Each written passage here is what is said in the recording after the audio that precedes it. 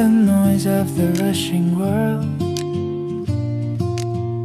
a gentle voice, a story unfurled, wisdom from a distant shore, opening a brand new door.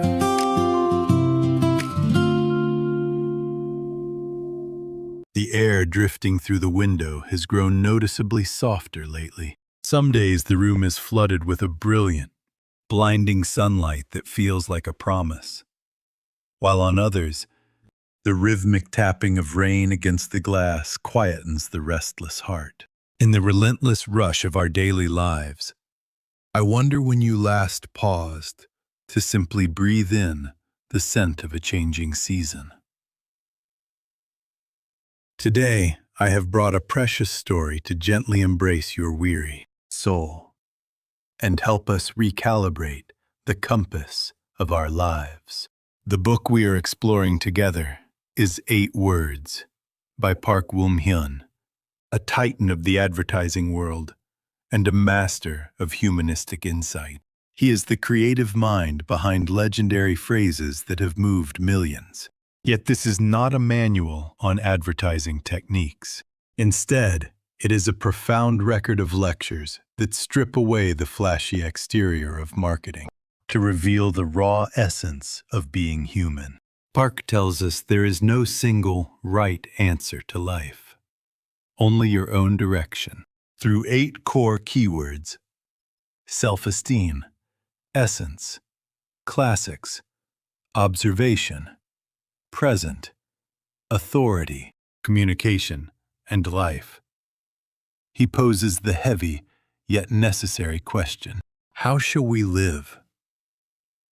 This journey is designed to thaw our frozen senses and shift the very way we perceive the world. So please, find a comfortable position, close your eyes, and let my voice guide you. Your journey through the 8 words that might just change your life begins now. As the scenery outside our window transforms, so too do our inner landscapes. Some of us may feel the flutter of new beginnings, while others carry a cold ache for what is past. My hope is to offer this book to you like a warm cup of tea on a chilly evening.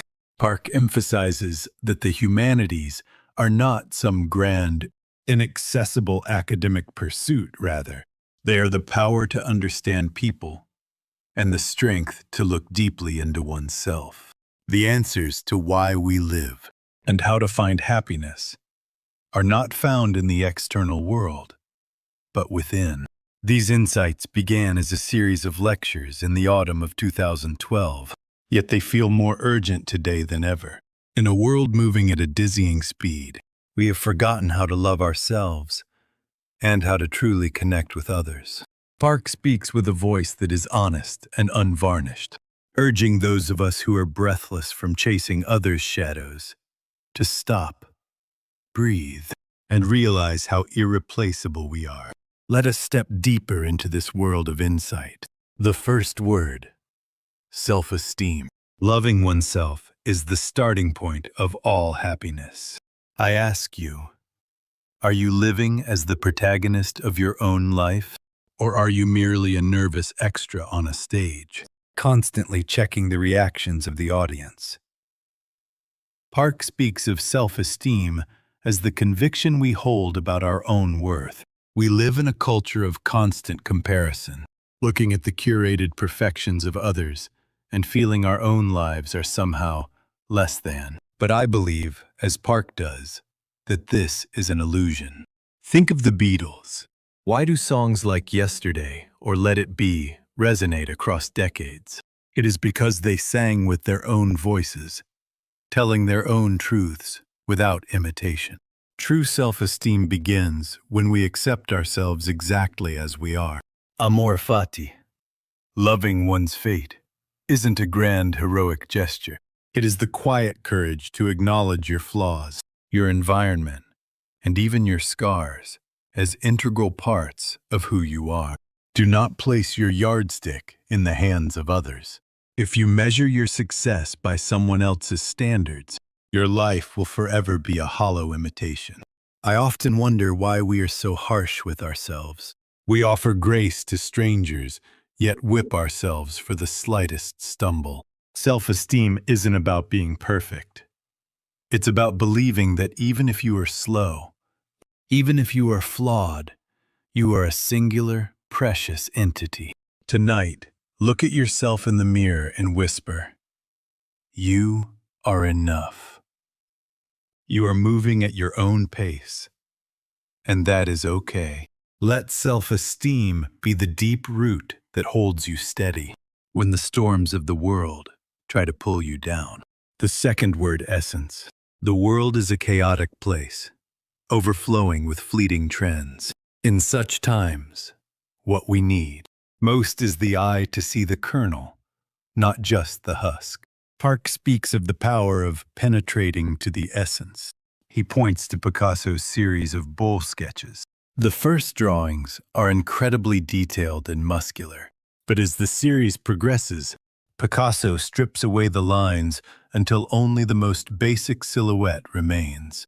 Yet in those few lines, you see the bullness more clearly than ever. That is the essence, the thing that remains when everything else is stripped away. What about our lives? When you erase the fancy job title, the car, and the square footage of your home, who is the real you that remains? There is a saying that everything changes, yet nothing changes. We must contemplate the values that do not wither with time. The essence of education isn't a high grade, but the wisdom to understand the world. The essence of love isn't possession, but the desire to help the other person become their truest self. Without essence, we are plagued by a persistent emptiness, chasing shells while losing the pearl. When life feels overwhelming, ask yourself, what is the essence of this worry? What do I truly want? When you hold on to the essence, you remain calm in the eye of the storm. The third word, classics. Something old is not necessarily outdated. It is proven. Park defines the classics as things that possess a vitality that transcends time. Literature, music, and art that have survived centuries hold a profound understanding of human nature. I often find myself listening to Beethoven and wondering how a melody from hundreds of years ago can still make my heart race today. It is because that music captures the primordial human, experienced grief, joy, ecstasy, and despair. Trends barely survive a season, but classics live forever. They are the anchors that hold our lives steady. The classics shouldn't be approached like a difficult homework assignment. They are meant to be felt. When you stumble upon a sentence in a Dostoevsky novel that mirrors your own hidden pain, or when you stand in awe before an ancient sculpture, you are having a conversation with a master across the boundaries of time and space. This is a miraculous experience. The power of the classics makes us humble. It teaches us that our suffering is not unique, and that humanity has walked this path for ages. When your life feels shallow or weightless, turn to the classics. This library of proven wisdom will leave an indelible mark on your soul and enrich your existence in ways modern noise never could. The fourth word, observation. To see is not the same as to observe. We open our eyes every day, but how much do we truly perceive? Park uses the word jian to see deeply, to emphasize the power of making the mundane feel strange and new. He speaks of looking at a single tree on a commute, noticing how the green of the leaves differs from yesterday, or how the wind dances through the branches. André Gide once said, "To see everything in your sight, as if it were for the first time." Familiarity is the enemy of discovery. The moment we think something is obvious, the mystery vanishes. Think of an apple. Don't just see a fruit. Imagine the sunlight and wind captured beneath its skin. The journey from soil to hand. Creativity is not a special gift. It is the act of seeing what others miss and finding the extraordinary within the ordinary. I realize now how often I have been trapped behind a smartphone screen, missing the beauty right in front of me. The light in a loved one's eyes. A wildflower by the road. The shifting hues of a sunset. These are the secrets the world reveals only to those who look with affection. Observation is not an act of the eyes. It is an act of the heart. The fifth word. Present. Carpe diem. We hear it so often, it has almost lost its meaning. But are we truly living in the now? We are often tethered to the regrets of yesterday, or anxious about the shadows of tomorrow, missing the greatest gift we have, the present moment. Park shares a thought I find incredibly refreshing. Live like a dog. When a dog eats, it doesn't pine for yesterday's meal when it sleeps. It doesn't worry about tomorrow's visitors. It exists entirely in the moment. Only humans trap themselves in the prison of time, sacrificing the now for a later that may never come. Life is nothing more than a collection of moments. If you cannot feel the warmth of the tea you are drinking now, or focus on the person sitting across from you, your life will always feel hollow. The future hasn't arrived, and the past is gone. The only time we truly possess is this very second. We must learn to dot the present, immersing yourself in the fact that you are alive. Right now is the only path to genuine happiness. How are you spending the 24 hours given to you today? Forget grand plans for a moment and focus on the sensation of your feet on the ground, or the breeze on your cheek. Happiness is not a destination. It is the journey itself. Each breath you take is the most radiant moment of your life. The sixth word, authority. There is a vast difference between authority and authoritarianism. We often mistake a high position or wealth for authority, but those are merely external titles. Park speaks of a true authority that emanates from within. He encourages us not to bow to any authority we do not agree with. No matter who the person is, there is no need to be intimidated by their background. Real authority isn't forced. It is like a fragrance that naturally draws people in. When talent is backed by character, people listen voluntarily. We must be wary of uncommunicative authority, those who use their status to silence others. This is merely a mask for weakness. Truly strong people are gentle. They have the courage to listen and the humility to admit when they are wrong. Authority isn't something you set up. It is something that is established by others' respect. As we grow older and gain more experience, it is easy to get trapped in the prison of our own status, expecting treatment and believing our word is law. But the dignity of a human being comes from humility. Be confident, but not arrogant. Be soft on the outside, but firm within. Build your inner substance so that your authority flows from the soul. The seventh word, communication. We live in an age of overflowing words, yet true conversation is becoming rare. Communication is not just the delivery of information. It is the miracle of two hearts meeting. Park identifies the greatest enemy of communication as our own. Stubbornness. The absolute conviction that I am right. For a dialogue to begin, we must start with the premise that I could be wrong. We must strive to understand the other person's context, their background, their struggles, and why they say what they say. A great communicator is not a silver-tongued orator, but a profound listener. The power of listening, of finding the hidden meaning behind words and touching the other person's heart, is more potent than any eloquent sentence. It isn't about forcing your thoughts to conquer another. It is about moving their heart through sincerity. Even for those who work with words, communication remains a difficult task. Yet one thing is certain: sincerity reaches through. Often, a warm look or a sincere nod carries more weight than 1,000 words. Today, when you sit across from someone, try not to interrupt. Listen until the end. You might find the walls between you simply crumbling away. The 8th word: life.